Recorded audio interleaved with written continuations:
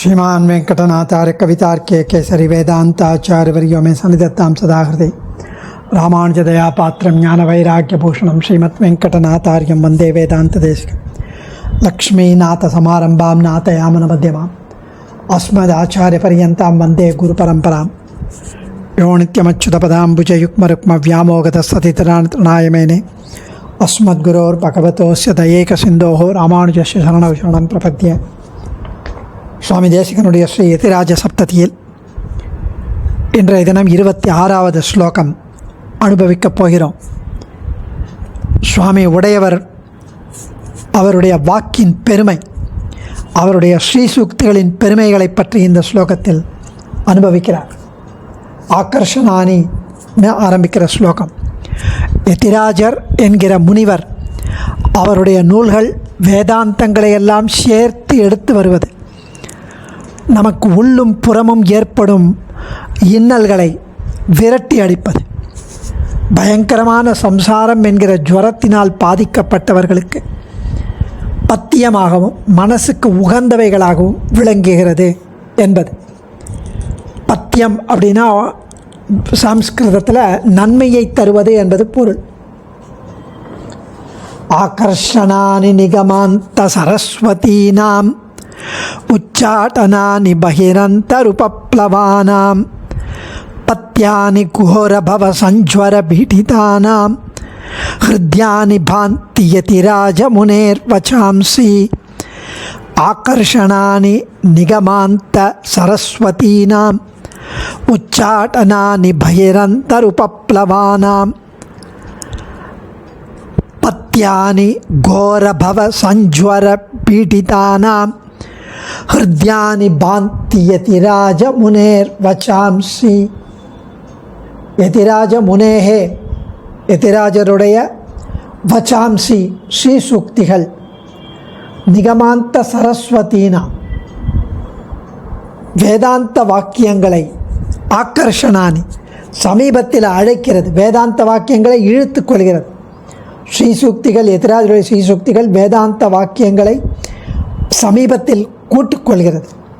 பகிரந்தக வெளியிலும் உள்ள உபப்ளவான உபதிரவங்களை உச்சாடனானி விரட்ட வல்லது, விரட்டி அடிக்க வல்லது. கோரபவ சஞ்சுவர பீடிதானா கோர பயங்கரமான, பவ சம்சாரமாகிற, சஞ்சுவர ஜுவரத்தால், பீடிதானாம் பீடிக்கப்பட்டவர்களுக்கு, மாட்டிக்கொண்டவர்களுக்கு, சம்சாரமாகிய ஜுவரத்தால் அகப்பட்டு கொண்டவர்களுக்கு, பத்யானி ஹிதத்தை செய்பவை, நல்லவை செய்பவை, ஹிருத்யானி பாந்தி மனத்தை கவர்வனவாகவும் விளங்குகிறது. ஸ்ரீ பாஷ்யகாரர் வேத முழுமைக்கும் பிராமாண்யம் ஒப்புக்கொள்பவர். வேதம் முழுசுந்தான் பிரமாணம். ஒரு வேதம் தப்பு, இன்னொரு வேதம் ரைட்டு, ஒரு உபனிஷத்து வாக்கியம் கரெக்டு, இன்னொரு உபனிஷத் வாக்கியம் தவறுங்கெல்லாம் கிடையாது. அவர் மதத்தில் பயனற்ற சிறு பகுதியும் வேதத்தில் கிடையாது. எனவே அவர் வேதாந்த அர்த்தங்களை உபதேசிக்கும் போது எந்தவித கஷ்டமும் இல்லாமல் வேதாந்த அர்த்தங்கள் வெளிவருகிறது. வேத வாக்குகளுக்கு புறத்துன்பம் அகத்துன்பம் என்ற 2 துன்பங்களும் கிடையாது. ஒரு சிலர் வேதத்தை பிரமாணமாக ஒத்துக்கொள்வதில்லை. இவர்களால் வரும் துன்பம் புறத்துன்பம். புத்த ஜைன மதம் மாதிரி வேதத்துக்கு பிராமாண்யங்களை ஒப்புக்கொண்டு வேத வாக்கியங்களுக்கு விபரீதமான அர்த்தங்களை கூறும் பிற பாஹ்ய மதங்கள், குதுஷ்டி மதங்கள், அதனால் வரும் துன்பம் அகத்துன்பம். இந்த 2மே வேதத்துக்கு பிசாசுகள் போல்வன. இந்த பிசாசுகளால் வரும் துன்பத்தை ஒழிக்க வல்லது ஸ்ரீ பாஷ்யகாருடைய ஸ்ரீசூக்திகள். மேலும் சம்சாரமாகிய ஜுவரத்தை போக்க இனிமையான மருந்து போல இருப்பது ஸ்ரீ பாஷ்யகாருடைய ஸ்ரீசூக்திகள்.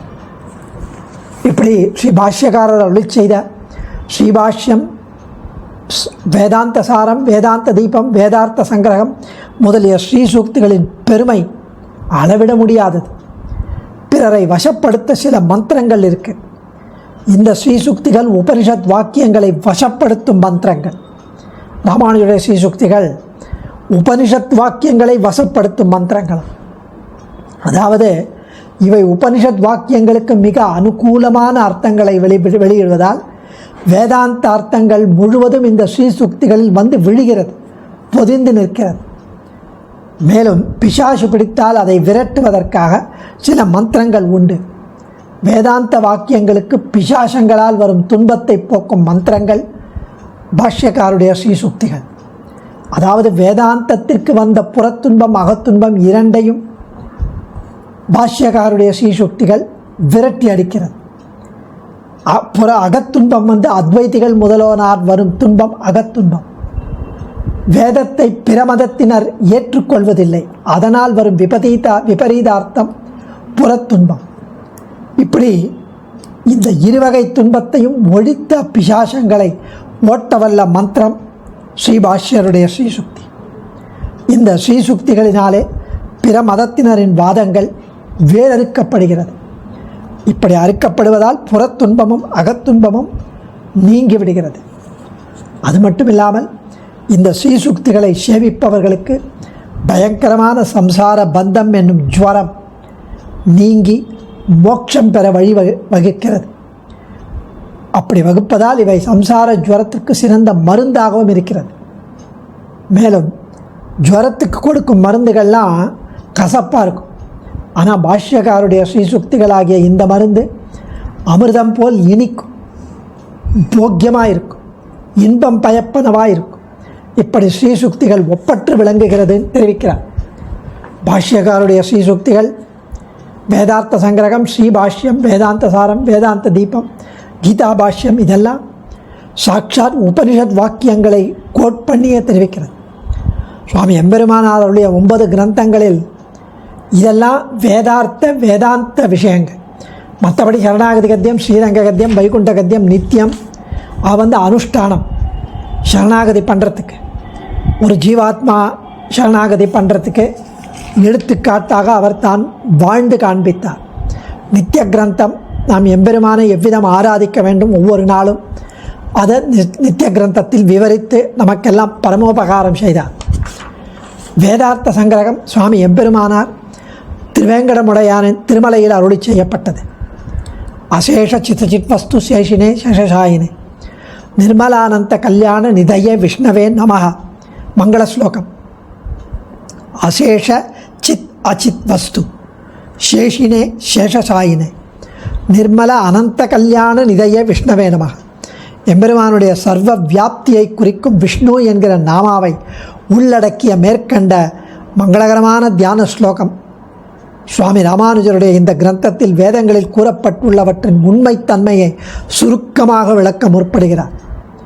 ஜீவாத்மா பரமாத்மா ரெண்டுக்கும் உண்டான சம்பந்தத்தை விளக்குவது மட்டுமல்லாமல் சுப்பிரம்மம் சத்தியம், ஜெகன் மித்யை இத்தியாதி அந்த அத்வைத பட்சத்தின் கொள்கையை, வாதங்களை, குறைகளை ஒவ்வொன்றாக எடுத்து கூறி இவர்களுடைய மாயாவாதத்தை கண்டித்து அவற்றுக்கான சமாதானங்களை அருளுகின்றார் இந்த ஆச்சரியமான கிரந்தத்தில் நம் உடையவர்.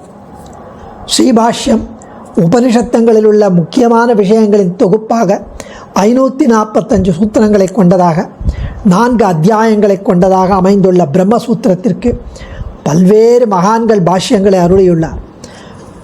சுவாமி எம்பெருமானார் தம்முடைய சிஷ்யரான குரத்தாழ்வானுடன் காஷ்மீர தேசத்தில் உள்ள சரஸ்வதி பீட்டத்திற்கு எழுந்தருளி அங்கிருந்த போதாயன விருத்தி என்ற பாஷ்யத்தை கடாட்சிக்க ஏகச்சந்த கிராகியாகிய ஸ்ரீ குரத்தாழ்வான் அதில் உள்ளவற்றை தமது திருவுள்ளத்தில் கிரகித்து கொண்டு பின்னர் ஸ்ரீமன் நாதமுனிகளின் நியாய தத்துவம், ஸ்ரீ ஆளவந்தாரின் சித்தித்ரயம் ஆகியவற்றை அடிப்படையாக கொண்டு அந்த பிரம்மசூத்திரத்திற்கு பாஷ்யமிட்டு அருளினார்.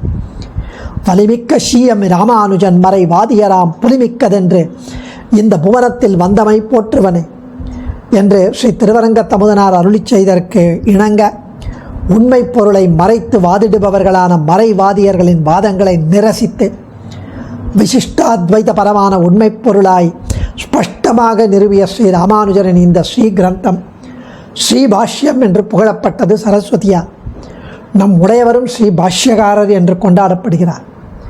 பிரம்மசூத்திரத்திற்கு சுவாமி எம்பெருமானாருக்கு முன்னதாக போதாயனரிலிருந்து யாதவ பிரகாசர் வரையில் உள்ள 95 பாஷ்யங்கள் எழுதப்பட்டிருந்தாலும் நம் பாஷ்யக்காரரின் பாஷ்யமே ஸ்ரீபாஷ்யம் என்று அவற்றினுள் சிறப்பாக கருதப்படுகிறதுன்னு அதனுடைய வைபவத்தை அறியலாம். வேதாந்த சாரம், வேதாந்த தீபம், வேதாந்த சாரம் ஸ்ரீ பாஷ்யத்தின் சாரமான விஷயங்களை சுருக்கமாக கூறுவது வேதாந்த சாரம். வேதாந்த தீபம் மிகவும் ஆழமான விஷயங்களை கூறுகின்ற ஸ்ரீபாஷ்யத்தை அதிகரிப்பதற்கு வேண்டிய சூக்ஷ்மமான கிரகிப்புத்தன்மை இல்லாதவர்களுக்கு கூட எளிதாக கிரகித்து கொள்ளும் வகையில் ஸ்ரீபாஷ்யகாரர் பரமகாருணிகரார் பரம வாத்சல்யத்துடன் அருளியது வேதாந்த தீபம் என்பர் பெரியோர். மற்றும் கீதாபாஷ்யம், எம்பெருமானார் அருளிய ஸ்ரீபாஷ்யம் கீதாபாஷ்யம் பரமதங்களின் பட்சங்களை எதிர்க்கின்ற வாத கிரந்தமாக அமைந்துவிட ஸ்ரீ கீதாபாஷ்யம் ஸ்ரீ கண்ணபிரானின் பரத்வத்தை பலபடியாக கொண்டாடும் அனுபவ கிரந்தமாக அமைந்திருப்பதை பெரியவர் திருவுள்ளம் பற்றுகின்றனர். இப்படி ஆச்சரியமாக இந்த வேதாந்த விஷயங்களை உள்ளடக்கிய இந்த கிரந்தங்கள் உடையவரின் உபதேச முத்திரையை பற்றி பேசிய போன ஸ்லோகத்தில் பேசிய வேதாந்த தேசிகன் இப்பொழுது உபதேசிக்கப்படும் இந்த கிரந்தங்களின் சொல் அழகையும் கருத்தழகையும் சுட்டி பேசுகிறார். அஸ்மத் ஆச்சாரியன் ஸ்ரீ பரவாக்கோட்டை பெரியாண்டவன் தெரிவிக்கிறார், இவர் ஸ்ரீசுக்திகள், வேதார்த்த சங்கிரகம், ஸ்ரீபாஷ்யம், கீதாபாஷ்யம் போன்ற ஆச்சரியமான விஷயங்கள், சாஸ்திர விஷயங்களை பற்றி பேசினாலும் இராமாயணத்தைப் போல எளிய நடையும் கருத்தாழமும் சொல்லழகும் பொதிந்தவை. ஸ்ரீசூக்திகளை சேவிக்கும் வித்வான்களின் மனதை கவர்வது. அது மட்டுமா, உபனிஷத் வாக்கியங்களை இவருடைய சொற்களை கவர்ந்து அவை ஆக்கர்ஷிக்கிறது. உபனிஷத் வாக்கியங்களை ஆங்காங்கு நமக்கு உபனிஷத் வாக்கியங்களை நினைவூட்டி வருபவை. வேத பிரமாணம் இல்லாமல் இவருடைய நூல்களில் ஒரு சொல் கூட இருக்காது. எனவே வேதத்திற்கு இணையானவை இவருடைய ஸ்ரீசூக்திகள். மேலும் நம் பாபங்களை போக்கி 4 வகை புருஷார்த்தங்களையும் அளிக்கிறது இவருடைய ஸ்ரீசூக்திகள். வேத மந்திரங்கள் போல ஸ்ரீபாஷ்யம் முதலிய ஸ்ரீசூக்திகள் வேதத்திற்கு எதிரான விருத்தமான சார்வாக, பௌத்த, ஜைன, அத்வைதாதி பிற மதங்களை விரட்டி அடிக்கிறது. இவற்றால் ஏற்பட்ட தத்துவ ஞானத்தினால் மோட்சானந்த ஐஸ்வர்ய சுகங்களை அளிக்கிறது நமக்கு. நிச்சம்ய கீதம் ததங்கவர்தனம் விரஜஸ்திரிய கிருஷ்ண கிரகீத மானசாக. கிருஷ்ணன் செய்த வேணுகானம் கோபிகைகளின் கிருஷ்ண பக்தியை வளர்த்து அந்த வேணுகானத்தை கேட்டு கோபிகள் ஓடி வந்தார் போலே உடையவர் ஸ்ரீபாஷ்யக்காரருடைய ஸ்ரீசுக்திகள் மனதிற்கு இனியவாய், உபனிஷத்துக்களின் கருத்துக்கு ஏற்றனவாய், உடையவரின் மதுரமான உபதேசத்தை கேட்டு உபனிஷத் வாக்கியங்களும் அந்த கோபிகைகள் போல வேத பிரமாணங்களை பின்பற்றியதாக இருப்பதால் அவை ஓடி வந்தன. உபனிஷத் வாக்கியங்கள் களத்தில் நெற்கதிர்களை அடித்தால் அங்குள்ள புல் பூண்டுகள்லாம் தானாகவே அடிபட்டு ஓடி மறைந்து ஓடும். அதுபோல வேத பாக்கியர்களான பௌத்தாதி மதங்களும் வேதத்தை ஒப்புக்கொண்டு வேத விருத்தமாக பேசும் அத்வைத்தம் போன்ற குதுஷ்டி மதங்களும் கண்டிக்கப்பட்டு இருந்த இடம் தெரியாமல் ஓடிவிடும். இதே போல உபதேசத்தை கேட்போரின் மனசில் ராகத்வேஷங்கள் ஓடி சமதம குணங்கள், நற்குணங்கள், நற்பண்புகள் குடிப்புகும்.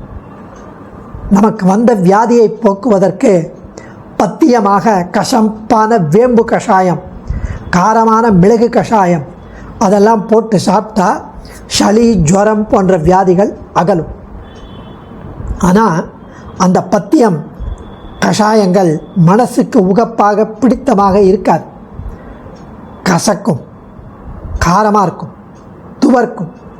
ஆனால் அது போல் இல்லாமல் சுக்கு சர்க்கரை சேர்த்து சுண்ட காய்ச்சி பாலையோ க்ஷீரான்னத்தையோ இந்த வியாதிக்கு மருந்தாக சாப்பிடுங்கள் என்று சொன்னால் நோயாளிக்கு எவ்வளவு உகப்பாக சந்தோஷமாக இருக்கும். அப்படி பத்தியமாக கூறி சாப்பிட சொன்னால், அதே போல் பிறப்பதும் சாவதுமாகிய இந்த சம்சார சாகரம், இந்த சம்சாரமாகிய நோய்க்கு உடையவரின் உபதேசம் சம்சாரமாகிய வியாதியை மட்டும் போக்குவதோடு மட்டுமில்லாமல் அந்த பத்தியமான குழம்பும் பாலும் க்ஷீரான்னமும் போன்று மனதிற்கு கேட்க கேட்க உகப்பையும் பெருமகிழ்ச்சியையும் போக்கியத்தையும் உண்டு பண்ணும் உடையவருடைய ஸ்ரீசுக்தியான அந்த மருந்து. இங்கு உடையவரை எதிராஜ முனிவர் என்று குறிப்பிடுவது நோக்கணும். முனிகி அப்படின்னா மனநசீலன். எதையும் ஆராய்ந்து உண்மையான பொருளை தேடுபவர் அவர். இப்படி இங்கு உபனிஷத்துக்களில் உள்ள பல வகை வாக்கியங்களை பேதஸ்ருதி, அபேதஸ்ருதி, கடகஸ்ருதி ஆகியவற்றின் பொருள்களை சீர்தூக்கி ஆராய்ந்து மீமாம்ச நியாயங்களுக்கு ஏற்ப உண்மை பொருளை கண்டறிந்து பாஷ்யக்காரர் நமக்கு உபதேசம் செய்கிறார். இந்த உபதேசம் தனக்கு திருப்தியையும் கேட்கும் சிஷ்யர்களுக்கு சிக்கலில்லாத தெளிவான வேத பொருளை கேட்பதால் மனத்தில் அமைதியையும், ஸ்ரீ ரங்கநாதனுக்கு தன்னுடைய சங்கல்பப்படி வேதாந்த சம்பிரதாய பிரவர்த்தனம் ஆகி கொண்டிருப்பதால் மகிழ்ச்சியையும் அளிக்கிறது.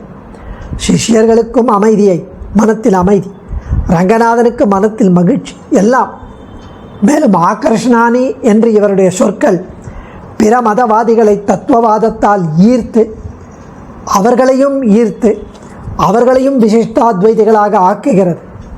உச்சாடனானி என்பது பேய் பிசாசுகளை விரட்டும் உச்சாடன மந்திரங்கள் போல உடையவரின் ஸ்ரீசுக்திகள் தகுந்த ஆதாரமில்லாமல் பிரமாணமில்லாமல் வாதம் செய்ய வந்த அத்வைதிகளை விரட்டுகிறதாம். இப்படி ஆச்சரியமாக அஸ்மத் ஆச்சாரியன் வியாக்கியானிக்கிறார். டாக்டர் வி.என். வேதாந்த தேசிகன் இதை கம்பைல் பண்ணி எதிராஜர் திருவாக்குகள் வெளிவருகிறது. அவை பற்றிய புகழுரை இந்த ஸ்லோகம். அவர் பேசத் தொடங்கினால் கண்ணன் பிருந்தாவனத்தில் வேணுகானம் பண்ணவுடனே கோபஸ்திரீகள் ஓடி வந்தது போல உபனிஷத் வாக்கியங்கள், வேதாந்த வாக்குகள் அவருடைய ஸ்ரீசுக்திகளில் வந்து விழுகிறது. அதுவும் என்ன பெருமை! உள் மற்றும் புற குதிருஷ்டி பேச்சுக்கள் எல்லாம் ஓடி போகும்படி ஒரு சாதனை நிகழும். யாரும் குதிருஷ்டி பிதற்ற இனிமே செய்ய மாட்டார்கள். கேட்பவர் உள் மனத்தில் காமம், குரோதம் போன்ற துர்குணங்கள் சிறிதும் இருக்காது. இவையெல்லாம் தூரத்தை ஒதுங்கி பயந்து கூசி ஒதிந்து கொள்ளும். ஏன்? அப்படியே எதிராஜருடைய ஸ்ரீசூக்திகளின் பெருமை, அவர் வாக் சரஸ்வதியின் வைபவம். அதே சமயம் யார் யார் கோரமான இந்த சம்சார ஜுவரத்தால் துயருற்று இதை தாண்டி உய்ய வேண்டும் என்று தவிக்கிறார்களோ அவர்களுக்கு காதுக்கும் ஹிருதயத்திற்கும் இனியது எதிராஜருடைய ஸ்ரீசுக்திகள். ஜுவரம் போய்விடும், துக்கம் போகும், தேற்றம் ஏற்படும். அதுவும் இந்த மருந்து, இந்த ஜுரத்திற்கு மருந்து ரொம்ப இனிக்கும், போக்கியமாக இருக்கும். அப்படி எதிராஜர் உபதேச உரை நிகழ்த்துகிறார் என்றால் சகல வேதாந்தங்களும் அவற்றின் பொருளும் தாமே அக்லேசமாக வலிய இராமல் சுயமாக இசைந்து உபதேச உரையில் வெளியாகி ரசிக்கப்படும். உபதேச உரை ஒரு தீபம் என்று கொள்ள வேண்டும். இருள் போய்விடும், அக இருள் உள்ளிருள் ரெண்டும். இப்படி ஹிருத்யானி ஹிருதயங்கமானி மனோகராணி ஸ்ரோத்ரு சிஷ்யர். எம்பெருமான் எல்லாருக்கும் அது மனத்துக்கு இனியது. சிஷ்யர்களுக்கு மட்டுமில்லை, ரங்கநாதனுக்கும் இனியது அவருடைய ஸ்ரீசுக்திகள். முன் ஸ்லோகம் உபதேச முத்திரை, இந்த ஸ்லோகம் உபதேசத்துடைய வைபவம், உபதேச மொழிகளின் சிறப்பு. இப்படி ஆச்சரியமாக அனுபவிக்கிறார் சுவாமி. டிஆர் சுவாமி அனுபவம் தனித்தன்மை உடையது. எதிராஜர் உபதேசம் செய்கிறார். எந்தெந்த உபனிஷத் வாக்கியங்கள் கூற்றுக்கள் பிரமாணமாக உபதேச உரையில் எதிர்ப்படுமோ வருமோ அவையெல்லாம் ஆக்கர்ஷிக்கப்பட்டு தாமே ஆசைப்பட்டு உபன்யாச வேளையில் வந்து விழும். அழகாக நர்த்தனமாடும். இவர் கூப்பிடவே வேணாம், அவை தானே வந்து விழுகிறது உபனிஷத் வாக்கியங்கள். இப்படி அல்பமதீரம் அஞ்சுவாளாம் வேதமாது பிபேத்யல்பஸ்ருதாத் வேதகா மாமயம் பிரதரேதிதி அப்படின்னு. ஐயோ, இந்த ஆள் என்னை தாறுமாறாக பிச்சு அவமதித்து அலசி போடுவானே என்ற அல்பமதியினிடம் வேதம் நடுங்கித்தான்.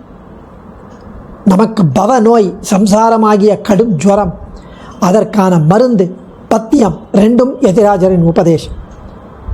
இப்படி ஆச்சரியமாக டிஆர் சுவாமி தெரிவிக்கிறார். எதிராஜர் தன் உபதேச முத்திரையில், உபதேச உரையில் சொல்லி விளக்கும் தத்துவ உபதேசம் கூறும் தரும் உபனிஷத் மேற்கோள்கள் எல்லாம் நன்றாக ஜுவலித்து பிரகாசிக்கிறது. எப்படி ஜுவலிக்கிறதுனா, சூரியன், சந்திரன், அக்னி இந்த மூன்றும் ஒன்று சேர்ந்தாற் போல ஜொலிக்கிறதுன்னு டிஆர் சுவாமி சொல்கிறார். ஏன் அப்படி சொல்கிறாருன்னா, அதை அடுத்த ஸ்லோகத்தை இங்கேயே நினைவுறுத்துகிறார் அவதாரிக்கையாக. அடியன் தன்யோஸ்மி. ஆச்சாரியன் திருவடிகளை சரணம். கவிதார்க்கிக சிம்மாய கல்யாண குணசாலினி ஸ்ரீமதே வெங்கடேசாய வேதாந்த குரவே நமः.